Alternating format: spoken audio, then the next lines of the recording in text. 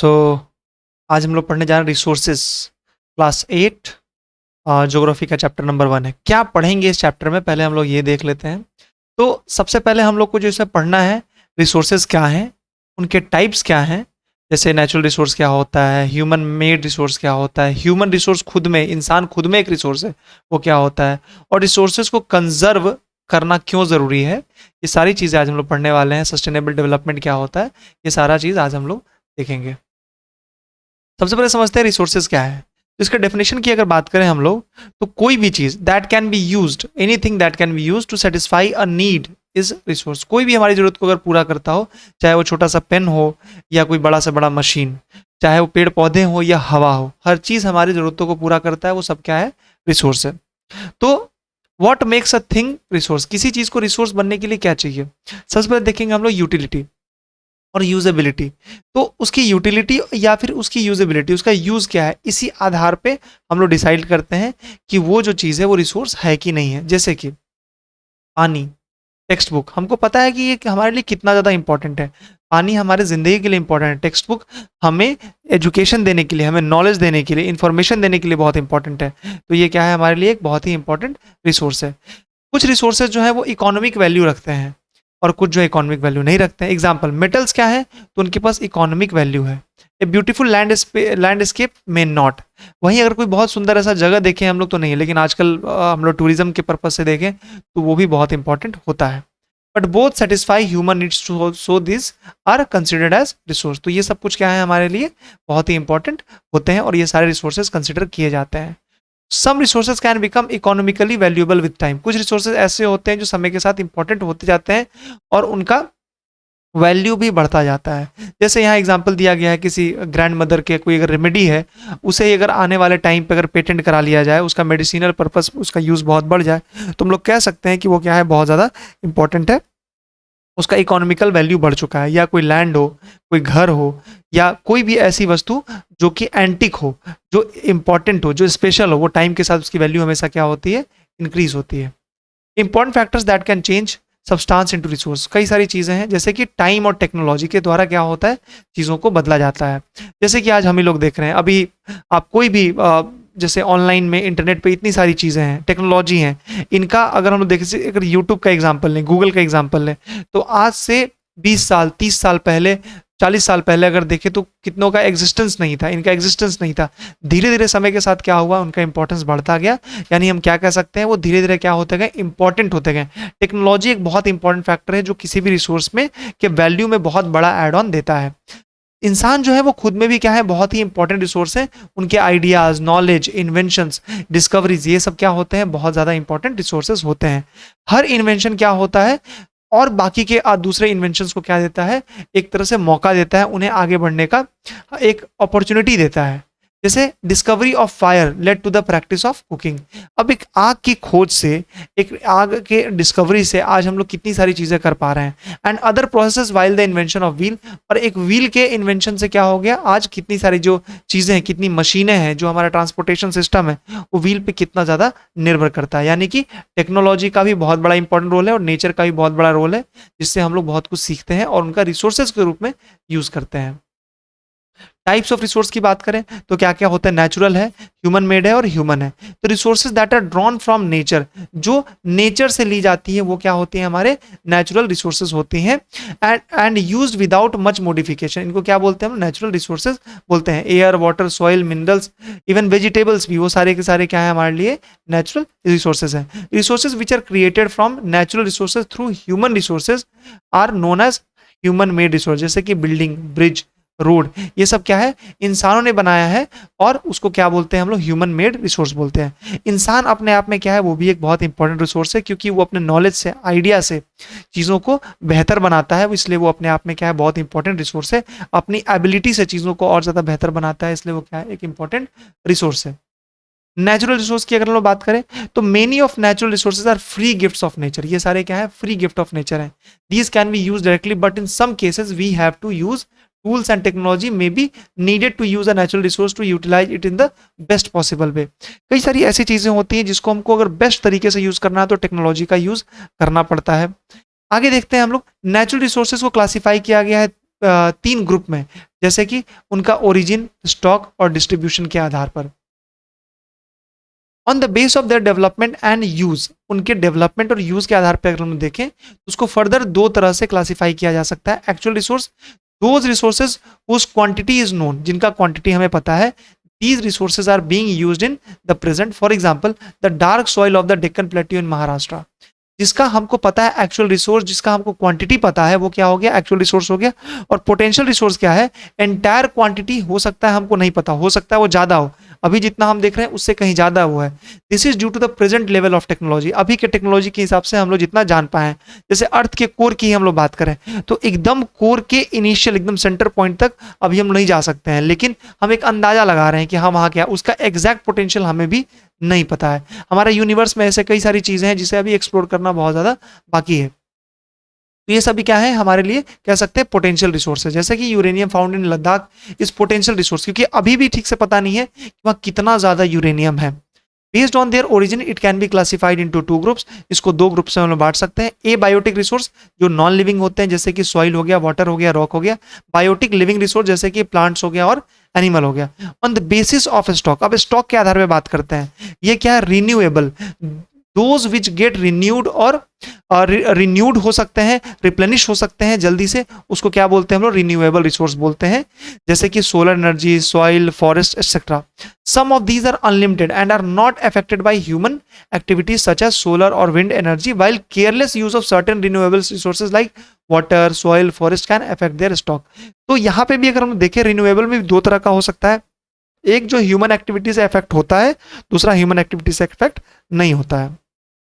Non renewable resources की बात करें तो those which have a limited stock, जिनका क्या है, स्टॉक लिमिटेड है, जैसे कोल है, पेट्रोलियम है, इन सब का स्टॉक लिमिटेड है, तो इनको हम लोग को बहुत जुडिशियसली यूज करना चाहिए, समझदारी के साथ यूज करना चाहिए। Once the stocks are exhausted it may take thousands of year to renew. जैसे कि आजकल हम लोग देखते हैं कि जो पेट्रोलियम का जो यूजेज है वो धीरे धीरे कम किया जा रहा है, हम लोग ईवी की तरफ, इलेक्ट्रॉनिक व्हीकल्स की तरफ ज्यादा बढ़ रहे हैं।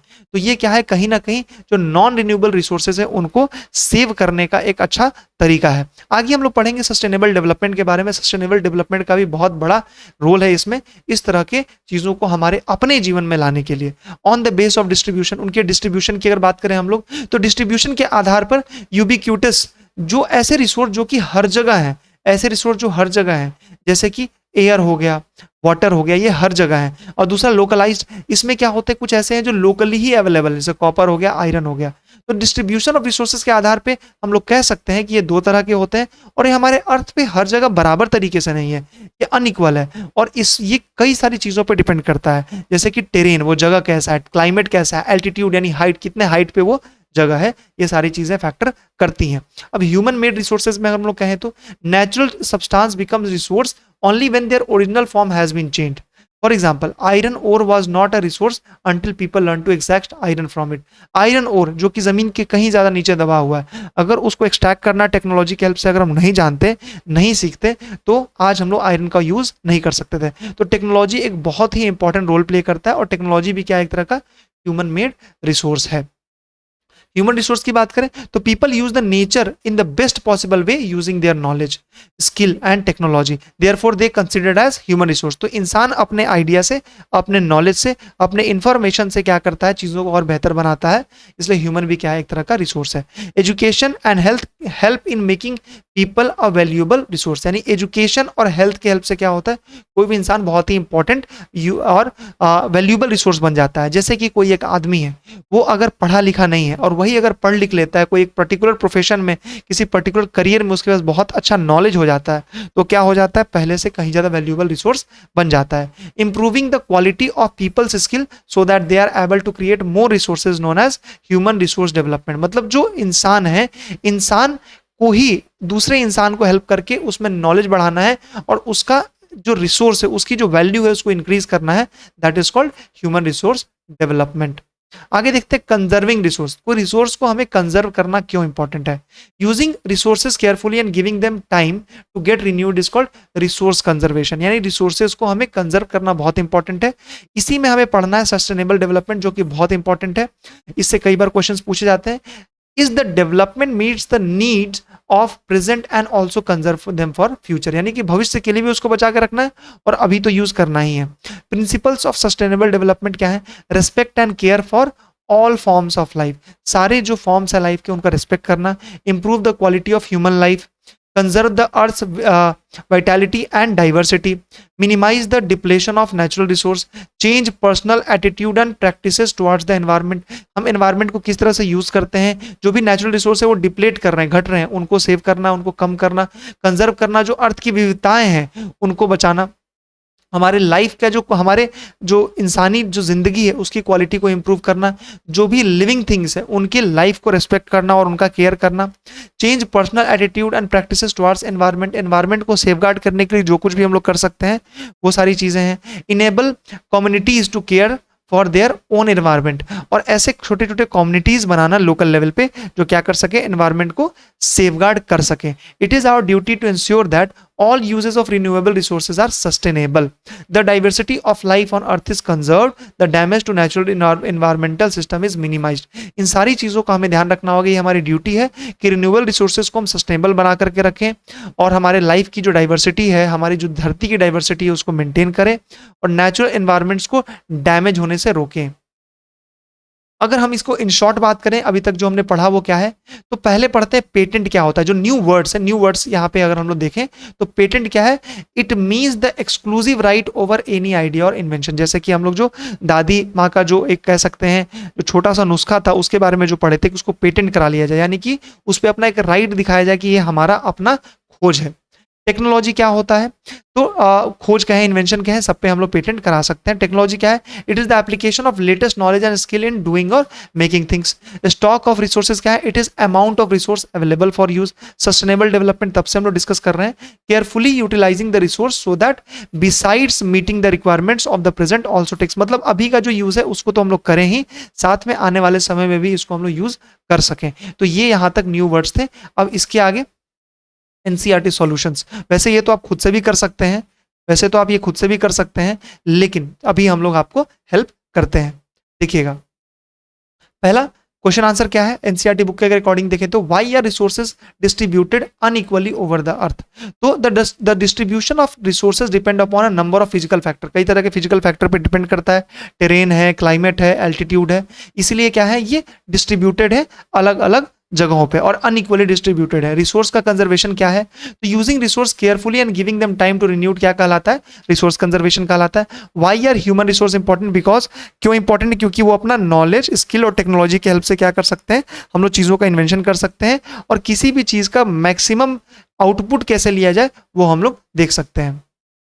सस्टेनेबल डेवलपमेंट क्या है, तो balancing the need to use resource and also conserve them for the future is called sustainable development. दूसरे शब्दों में कह सकते हैं किसी भी आज जो वर्तमान में जो चीजें जो रिसोर्सेज हैं उनका केयरफुली यूज करना कुछ इस प्रकार से कि हमारी आज की जरूरतों को भी पूरा करें बट भविष्य की जरूरतों को भी हमें ध्यान रखना होगा, हमारा जो फ्यूचर जनरेशन है उसका भी ध्यान रखना होगा।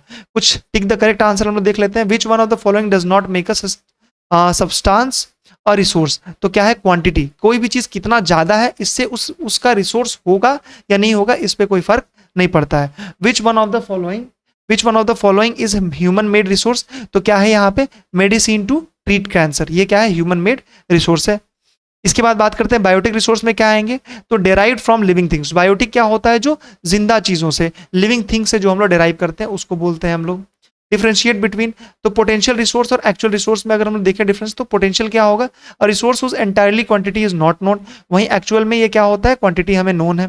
पोटेंशियल में not being used at present but could be used in future, अभी यूज हो सकता है, नहीं कर रहा हूं बट आने वाले टाइम में यूज करेंगे। एक्चुअल रिसोर्स क्या है, बीइंग यूज्ड इन प्रेजेंट, उसको हम लोग आज यूज कर रहे हैं। पोटेंशियल में क्या है, the present level of technology is not advance enough to utilise it, अभी हमको नहीं पता है, जैसे लद्दाख का हम लोग यूरेनियम का एग्जाम्पल देखें तो एट प्रेजेंट हमको नहीं पता है वो वहां पे कितना ज्यादा है, बट इन फ्यूचर हो सकता है हम पता कर लें। एक्चुअल रिसोर्स क्या है, प्रेजेंट लेवल ऑफ टेक्नोलॉजी से हमें पता है कि उसको कैसे यूटिलाइज करना है, कैसे एक्सट्रैक्ट करना है। पोटेंशियल रिसोर्स का एग्जांपल यूरेनियम वाला एग्जांपल हो गया, और एक्चुअल रिसोर्स में क्या हो गया, dark soil of Deccan plateau इन महाराष्ट्र। उसके बाद यूबिक्यूटस रिसोर्स और लोकलाइज्ड रिसोर्स की बात करें तो सिंपल सा एक ही आप इसमें बता सकते हो कि ये फाउंड एवरीवेयर है और ये फाउंड लोकली है, इसमें एग्जांपल्स आप वेरियस ऐड कर सकते हैं। तो हमारे तरफ से इतना ही, thank you, have a great day.